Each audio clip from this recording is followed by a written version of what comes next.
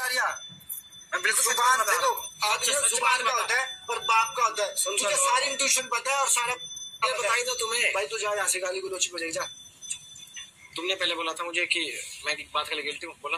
फिर मैंने कहा क्या बात होगी, साढ़े पेट में रहती, जल्दी बता। तूने मेरे कान में गई थी, मुझे भाभी बहुत अच्छी लगती है। अच्छे लगते हैं। अच्छी बात बताओ। भाई नहीं ने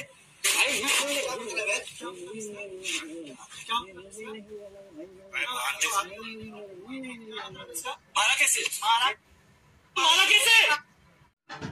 তো হ্যালো নমস্কার বন্ধুরা, আপনারা সবাই কেমন আছেন? আশা করছি সবাই খুবই ভালো আছেন। আজকে চলে এসেছি আমি একটা অন্যরকম ভিডিও বানাতে। সেটা হচ্ছে গিয়ে বিগ বস সিজন 3-র মধ্যে যেসব হচ্ছে সেই সব নিয়ে আমি আসলে কথা বলতে চাইছি। এখানে নিশ্চয়ই আপনারা দেখতে পেয়েছেন একটা দেখাচ্ছে একটা এপিসোড যেখানে আরমান মালিক বিশালকে চর মেরেছে। তো সেই চর মারার পিছনের কারণ কি, কিসের জন্য চর মারলো, সেই সব বিষয়ে আজকে কথা বলবো। আর আরমান মালিক এই ঘরে থাকার উপযুক্ত কিনা সেই বিষয়েও কথা বলবো এখন। তো কথা হচ্ছে গিয়ে চর মারার রাইট যেহেতু বিগ বস হাউসে নেই, সেখানে আরমান মালিক চর মেরেও কি করে থেকে গেলেন?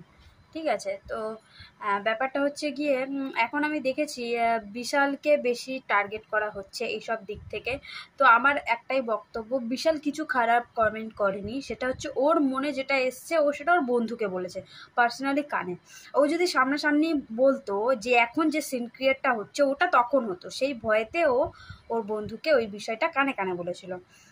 তো ওই বিষয়টা আমার মনে হয় না খারাপ লেগেছে, কেননা একটা জিনিস দেখুন, ওর পছন্দ হয়েছে যে হ্যাঁ কৃতিকা ভাবি আমার সুন্দর লাগে। তো এর মধ্যে খারাপ কি আপনারা দেখতে পেয়েছেন আমি জানি না। বিগ বসও এর মধ্যে খারাপ কি দেখতে পেয়েছে যে এই বিষয়টা আর কি টপিক বানিয়ে আর কি ছেলে মেয়েদের মধ্যে আর কি মারপিট করাচ্ছে।